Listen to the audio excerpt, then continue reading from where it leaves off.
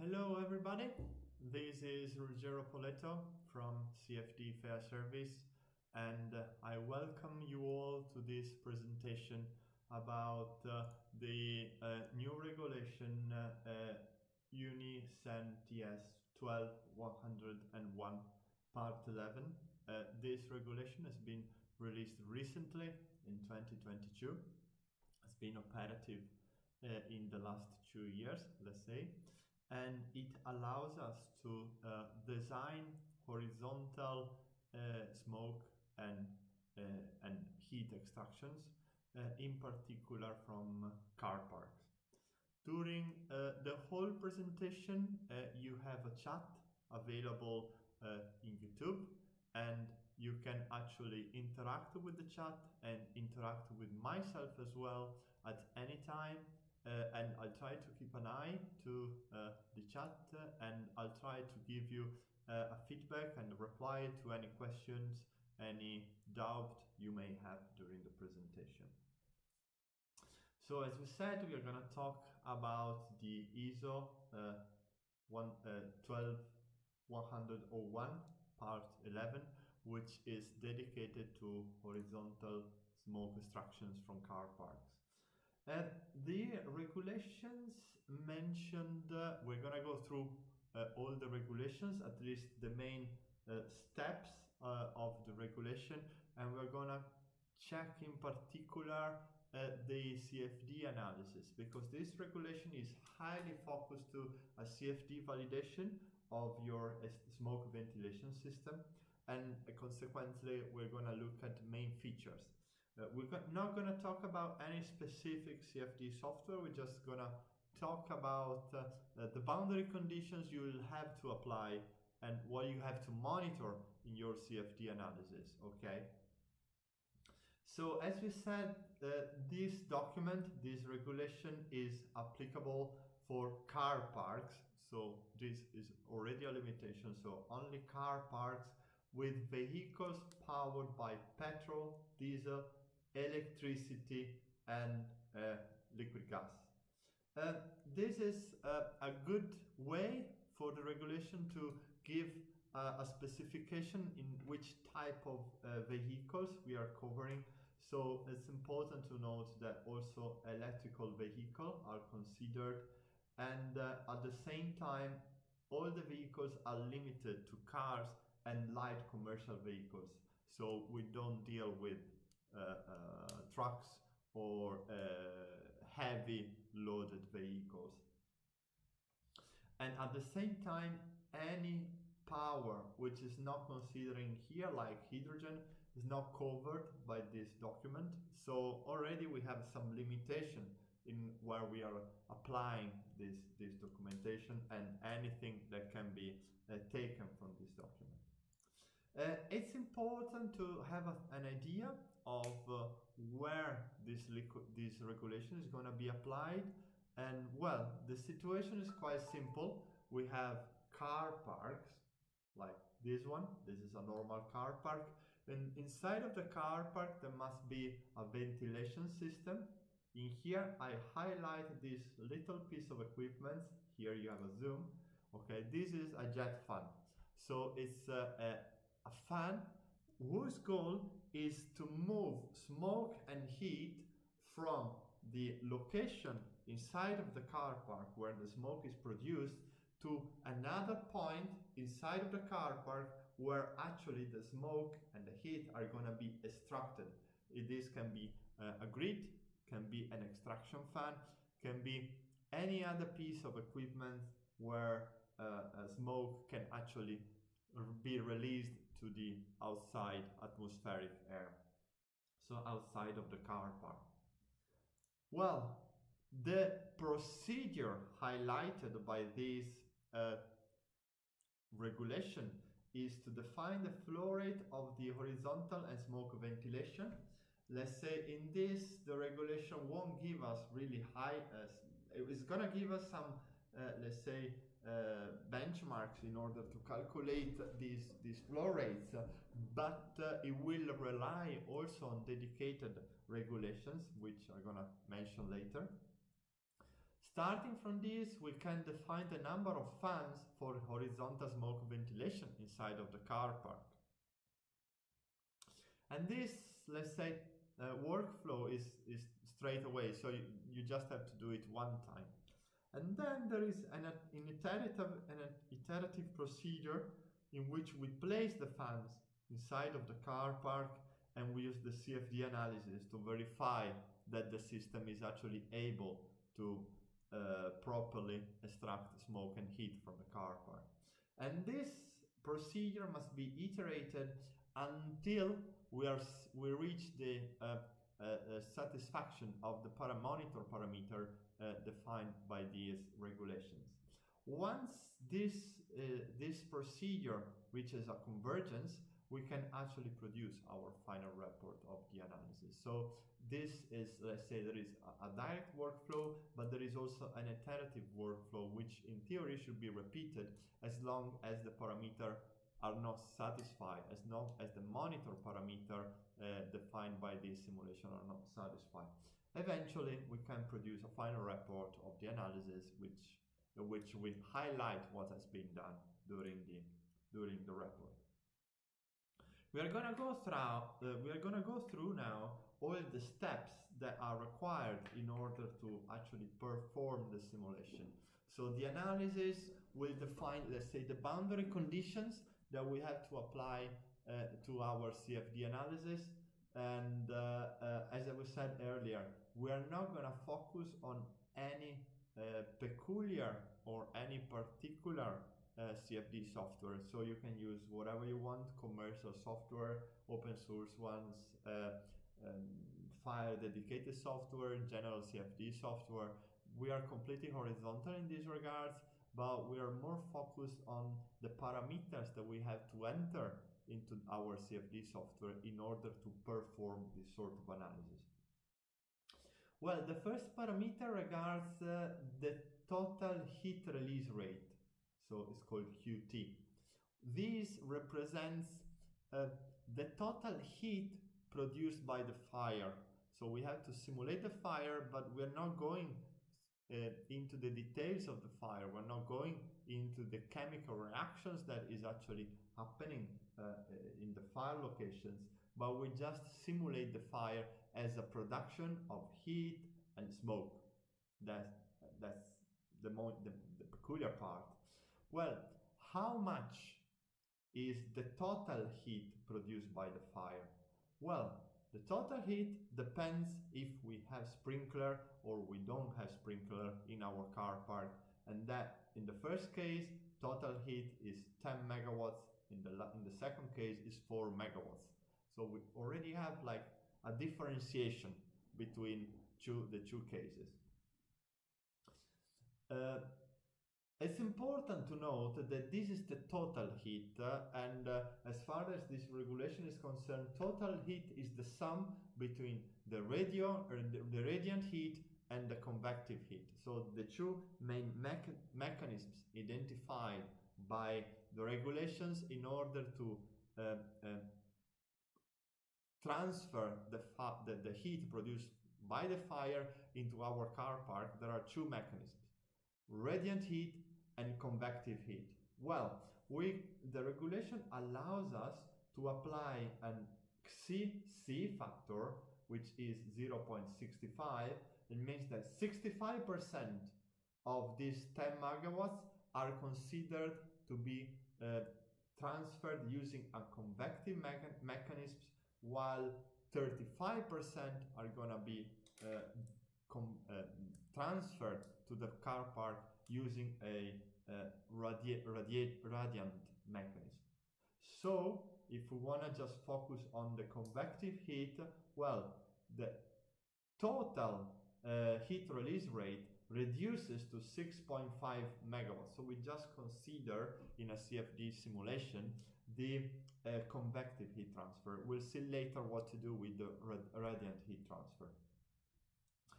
At the same time, this 4 megawatts has also which is already lower because we are using the sprinklers. We can apply a further cooling efficient cooling coefficient because of the presence of the sprinkler, and this coefficient is 0.5. So this 4 megawatts must be divided by, let's say, multiplied by 0.5 because there are sprinklers. So we have two advantages when using sprinkler. The total heat transfer gets reduced, and at the same time we have a cooling effect, so this gets reduced as well. Again, we multiply by 0.65 in order to obtain just the convective heat transfer, and that's how we end up with 1.3 megawatts produced by a fire in case of sprinkler. So these represent the total heat transfer produces by the fire. This heat transfer is not constant in time. We start at time 0, in which we have obviously a 0 production of heat transfer, so it's the moment when the fire is triggered, and then step by step we continuously increase the fire, and this increase is proportional with the time in minutes that has been passed since the beginning of fire. So after 2 minutes we reach 2 megawatts, after 4 minutes we reach 4 megawatts, and after 10 minutes we can reach 10 megawatts. Obviously, in this increase, we have to limit, okay, the maximum heat transfer to what has been calculated earlier. So it can be 10 for the total heat transfer without sprinkler, or 1.3, for example, total convective heat transfer in case of sprinkler, and obviously all the in-between values, 6.5 and 4. So in here you can see the situation when we have sprinklers. So we start at 0. After 4 minutes, we reach the maximum heat transfer value, heat transfer generated value of 4, and then it remains constant, okay, in time. So after 4 minutes, there is no more an increase or decrease of fire heat transfer produced. Well, so far we talked about heat transfer. So we talked somehow that is linked to the temperature or to the heat produced obviously by the fire, but in this simulation we also have to talk about the smoke produced by the fire.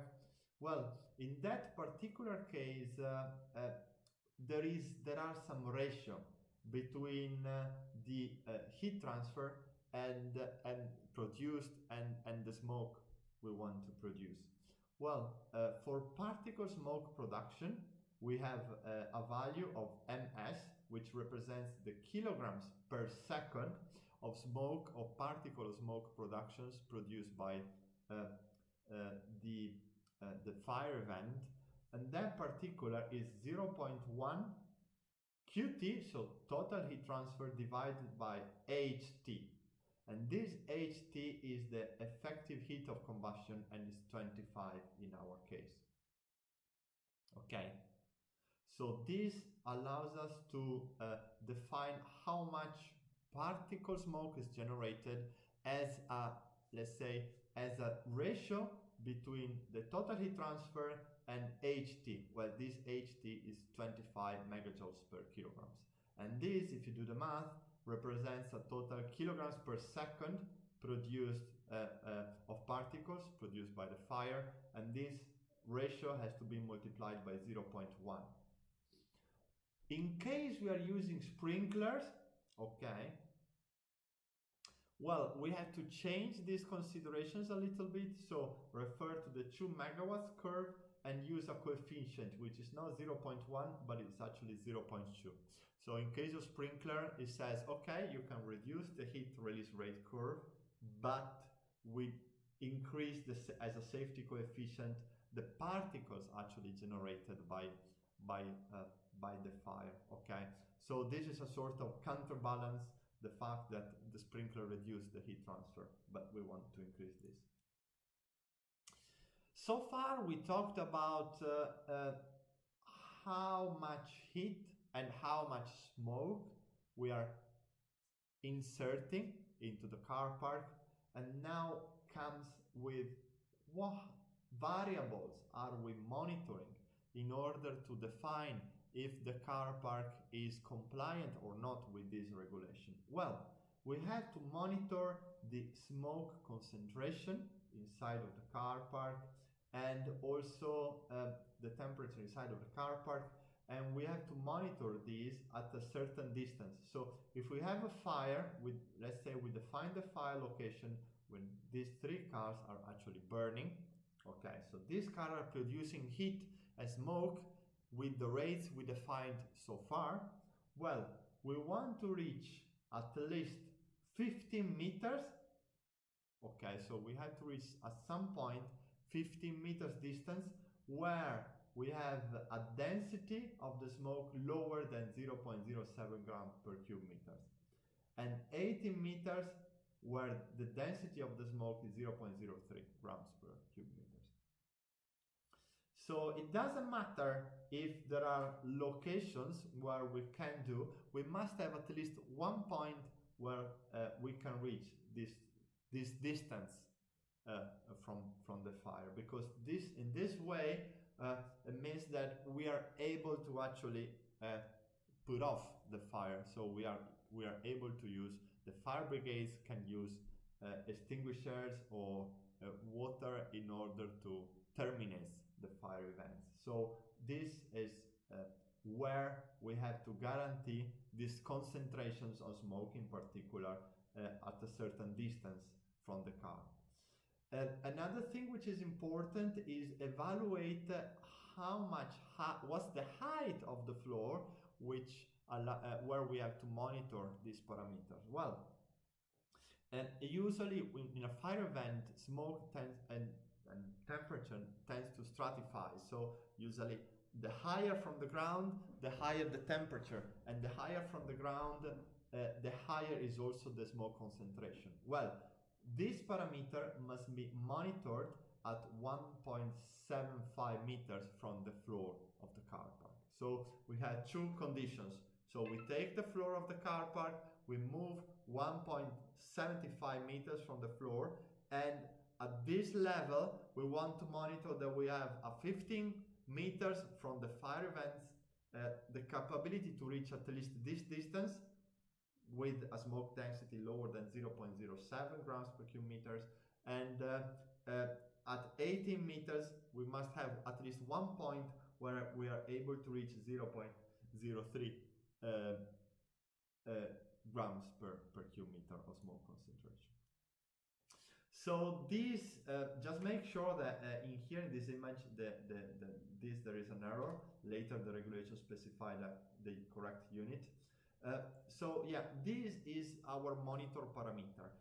Once we are able to be compliant with these requirements, with this specification, well, in that case, our smoke and heat extraction from the car park is effectively working, is effectively able to extract smoke and heat from the car park.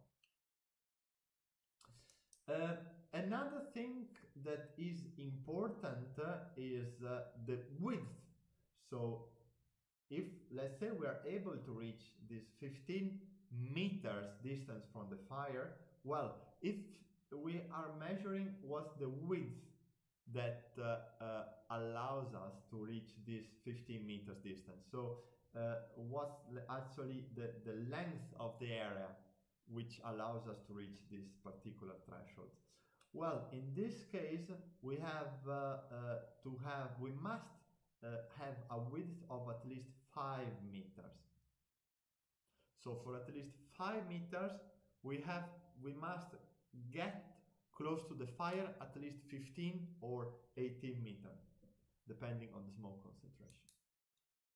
That's quite important to keep this in mind as well. Another, let's say, parameter to monitor requires the fact that probably in our car park we identify a pattern of flow rates. So air is getting inside of the car park from one end and going outside of the car park from the opposite end. So from the smoke to the extraction point, in our case is on these ends, we must not have more than 200 meters. So this somehow tells us what's the frequency, the distance from the place where the smoke, the fire occurs to the extraction point, which can be a fan, which can be a grid, which can be any other piece of equipment where we extract smoke and heat. Well, this extraction point must not be farther than 200 meters from the fire. So all of these allows us to define the main parameters that allows us to define if the system is actually working or not.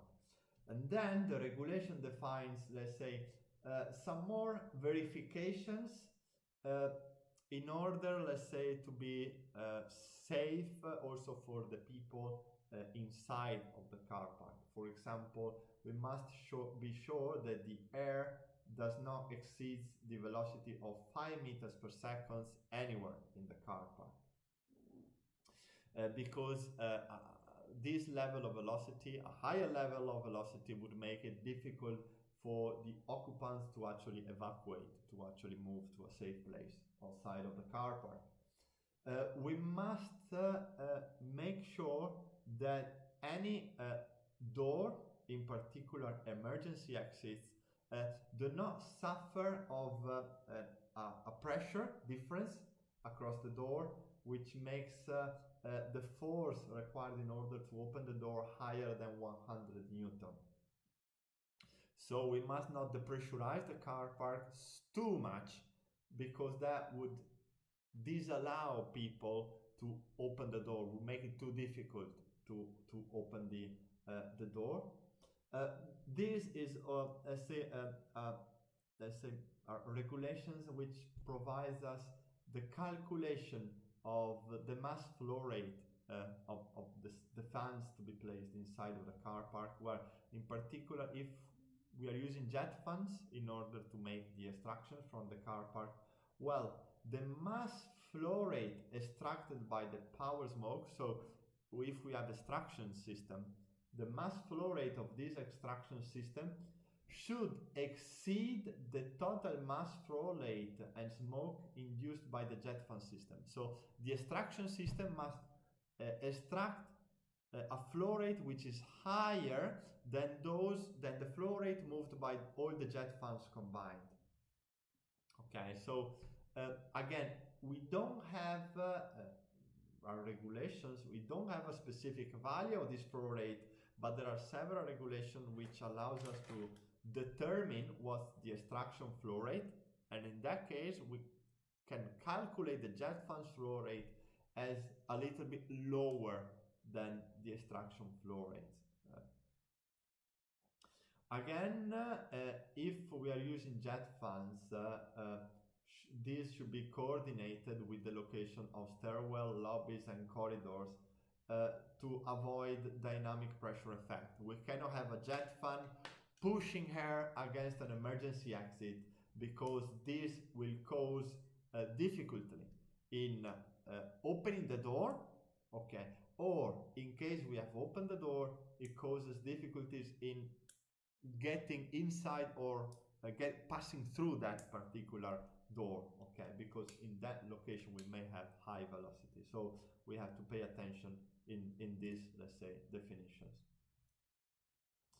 Let's say now, from the design point of view, everything is configured. Now the regulations goes into the details on the time sequence to be used in the activation of extraction fans, of the jet fans, and everything is referred to the time zero, which is the moment when the fire triggers, when the fire starts. So we start with that, and actually in here the regulation makes a little bit of a mess. It defines a new T0, which is the moment in which the smoke control starts when the smoke detection is confirmed. Okay, so the moment in which we have an automatic system that detects the fire detects the fire, that is time zero. From that moment, okay, we have a sequence of events that allows us to define when we are activating exhaust fans and when we are activating jet fans. Well, at time 0, we are detecting the fire, and straight away we can start the evacuation alarm. Okay. In case we have a day-to-day ventilation inside of the car park, we have to turn off this day-to-day ventilation. So we turn off completely the extraction, the day-to-day ventilation in case this is operative, and we start the alarm in that moment. With a delay defined in 3 minutes, at least 3 minutes, unless specified by local authority. Okay, so a delay of 3 minutes, let's say, as far as this regulation is concerned, we can start exhaust and supply fans. So after 3 minutes, we start exhaust and supply fans, and we imagine that these fans going from 0 to 100% of their power, extraction power, that time is going to be 1 minute. So it's going to take them 1 minute to actually be completely operative, both extraction and supply fans. Once after T, so after 3 minutes, if we add 1 more minute, we have extraction and supply fans completely operative. And in this moment, we can also start the jet fans. Again, jet fans are going to require 1 more minute to be completely operative. So after 3 minutes, we can start extraction, exhaust and supply fans. After 1 minute, they are completely operative. And in this moment, we can also start jet fans. And after 1 more minute, jet fans are completely operative. There is an option which is have exhaust and supply fans in case they are dual use, to have them operative at 50%. So a reduced capacity for extraction and supply fans since the moment we've detected the fire to the moment we are actually completely allowing them to be at full power. Okay, so from 0 to 3 minutes, basically we can, in case they are dual use, we can use them at the lower power of extraction rates.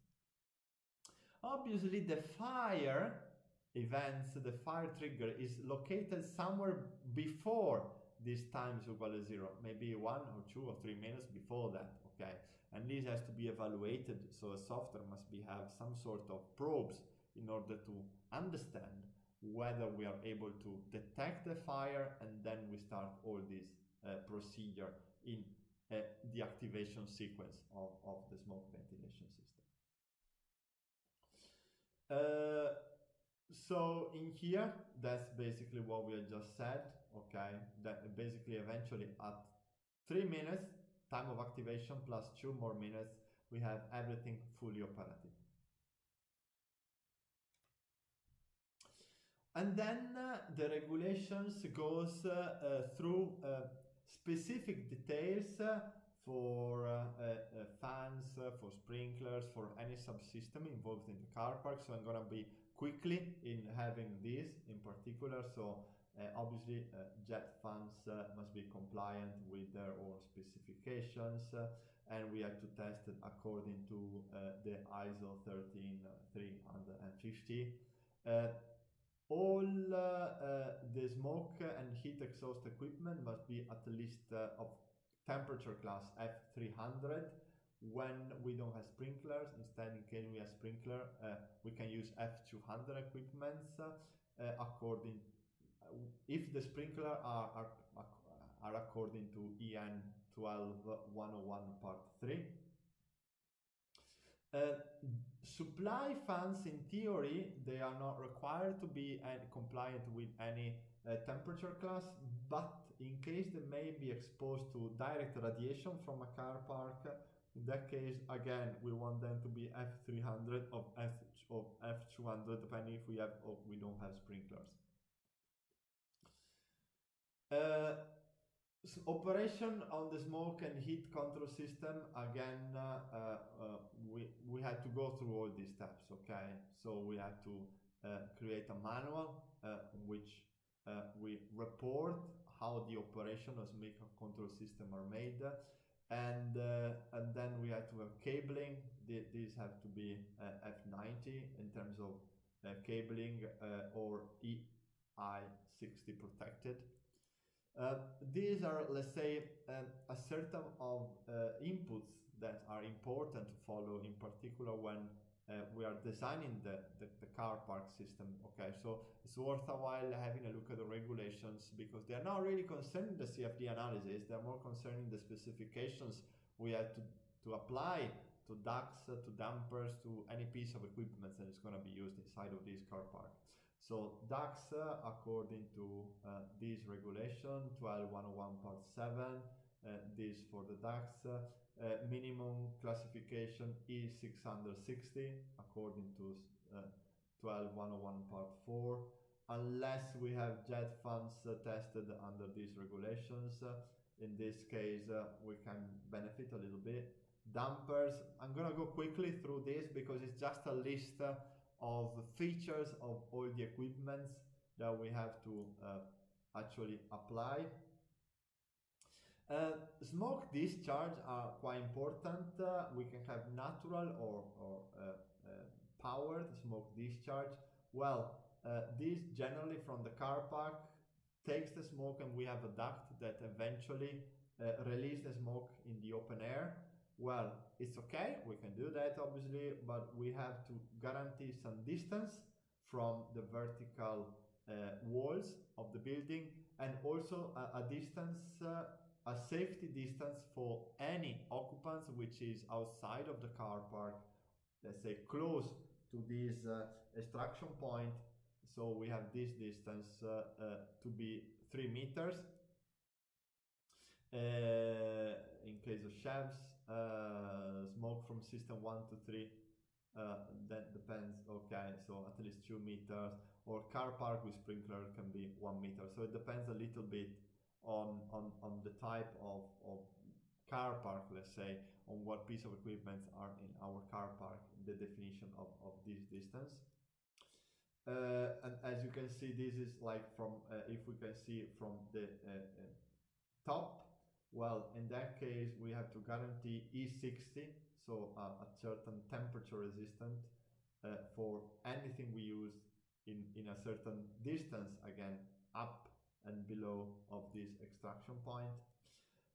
Smoke barriers, again, sprinklers and detection must be compliant to EN 54.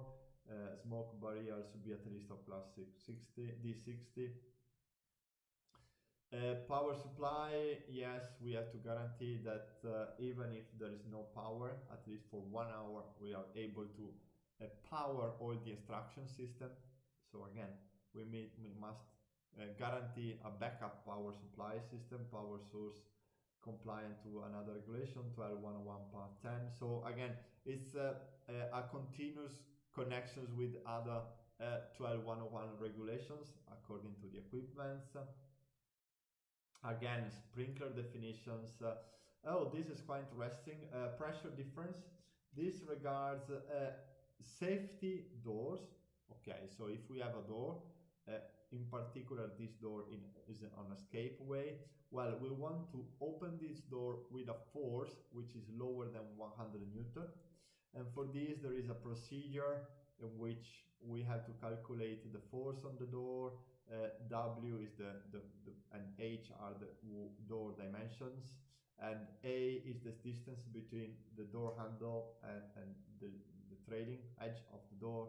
Well, overall, we have to guarantee that a maximum pressure gap. So that's the pressure difference between the inside and the outside of the door. And so during our simulation, we had to monitor this pressure on the inner side of the door and evaluate that this pressure is below this pressure gap calculated in this way. Day-to-day ventilation, we can apply either a dedicated ventilation for day-to-day, or sometimes there are hybrid systems that can be used on a day-by-day system, and in case of fire they power up their flow rates and they are able to extract smoke and heat from the fire. Well, basically in case of day-to-day, in both cases we shut down the system in day-to-day ventilation when we detect the fire, but at the same time this regulation says we don't have, sometimes basically if we have a dual use system, we get some benefit into reducing the flow rates or the parameters because it's like more energetic efficient. Well, in this case we don't have any benefit, so we still have to be compliant completely with the regulations, even if we have the same system in dual use, so for CO ventilation and fire prevention. We had to generate a system design documentation, and in particular we had to define a cause and effect matrix. So let's say draw a scheme of the extraction point and eventually our supply fans of our system. We had to place a schematics of all the jet fans in the system and define how they turn on and off depending on the fire locations. So thanks to this, someone knows that H, so running a high speed in case activation zone 1, so we can define when a jet fan is running depending on where the fire is detected, and this allows, let's say, to define the operative application of the regulation in the case of fire, okay, because we may not have to run all the jet fans or all the exhaust or all the supply fans. This is another requirement to be compliant with. Verifications, there are two annexes for the verifications, for system without jet fans and for system with jet fans. In both cases we can use CFD analysis. Now we get more into the details of the CFD analysis, in particular of the modelings we had to use in the CFD analysis. Well, we can use, obviously we had to use a 3D software. We have the CFD software must be double precision and allow use of second order time schemes and the conservation of mass, energy, momentum, transport of species, turbulence and radiation. So these are the main features. Most of the modern CFD software allows to do that, okay? Just make sure that you are compliant with this. We can use, in terms of turbulence, either a first order model like runs K epsilon, or a second order model like runs Reynolds stress model, or large eddy simulation, so LES analysis. Must be a finite volume software or discrete ordinate methods. That doesn't really matter, but this must be also applied to the thermal radiation, so we must have also a specific equation for the thermal radiation. We may or may not use a combustion model. So as we said before, we have the HRR curve, and we can just simplify that as a release of heat and soot, CO, CO2, vapor and oxygen. Okay, so we can just track these substances. We need to provide a proof of convergence of our numerical simulation. And then there are some hints about how we can generate the mesh. We have to generate a model of the car park with any object which is larger than 20 centimeters. Everything larger than that must be explicitly modeled. So we have to add in our drawings anything which is larger than 20 centimeters. These can be also pipes, these can be beams, this can be anything which is at least 20 centimeters width. We don't have to model all the car in the car parks. We can just model some cars. And in here there is a trick in order to understand whether the simulation is performed correctly.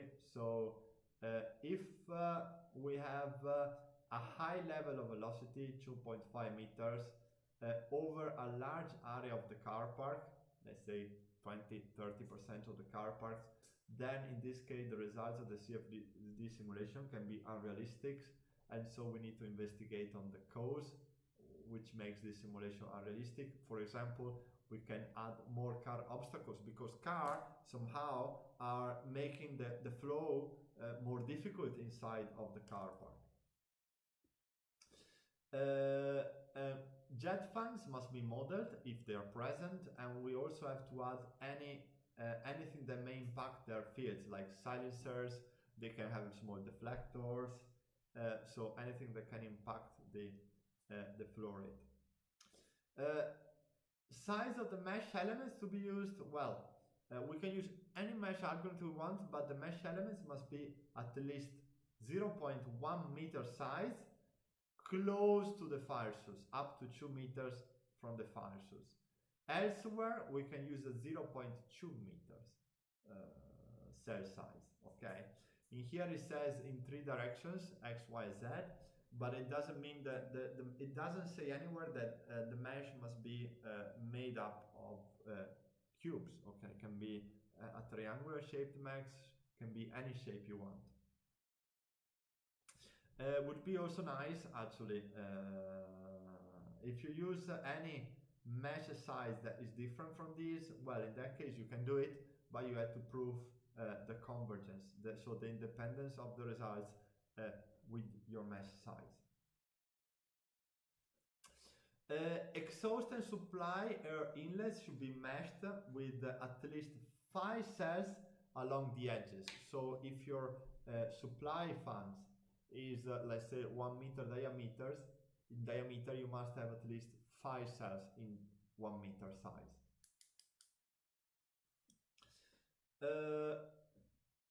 Then there are some ratios in mesh size. So for a structural mesh sizes, the ratio in volume, so the volume 1 cells divided by the volume of the nearby cells, must not be greater than 1.3. So the mesh must be somehow uniform all over the domain. For structure mesh, this ratio is a little bit higher at 2, but again, we have to focus on that. To define the fire, we can use 2 different approaches, and actually 4 different approaches. We can have a solid obstacles, which represent the fire source. So a fire is a volume where actually the fire source is defined, and this volume must be 5 meters times 5 meters times 1 meters. So from this volume, we are generating heat and smoke. Alternatively, we can have a surface source, okay, and this surface must be 5 times 5. So only the top face of this obstacle is actually generating the fire. In case there are sprinkler, we reduce a little bit the volume, so it's 2.5 meters times 5, okay, and this is generating heat. And again, if we want to use just the top surface, so it's 2.5 times 5, and on the top surface is actually generating heat and smoke. And then there is the content of the report. What do we have to add to our report in order to be compliant? Well, these are the points we have to add into our report. So design objectives, description of the car park, description of the smoke ventilation system, so including jet fans when present, software used, but also the version of the software. It's not sufficient that I'm using software A. We have to use software A version 10.5, for example. Relevant physical submodels like turbulence, radiation, heat transfer. Presentation of the numerical models and numerical mesh. So how did we use the mesh sizes in our presentation, and the acceptance criteria. So we had to verify the smoke concentration we said earlier. Inside of the car park, we had to verify that we are compliant with the requirements of these regulations. eventually conclusive statement and meeting of the objectives, so that we are compliant with the objectives. Then there is the testing procedure, which regards how can we test the fire. Well, in that case, once we have made the car park, once the car park has been built, we have to follow the procedure of the regulations in order to verify the car park with the smoke producer inside of the car park to be, let's say, to test what has been made earlier in the CFD analysis. This is, let's say, this part is not, let's say, referred to the CFD regulation, but it's worthwhile mentioning because eventually we are also designer, and we have to take into consideration this design. So with this, let's say, that's the overview of the regulations.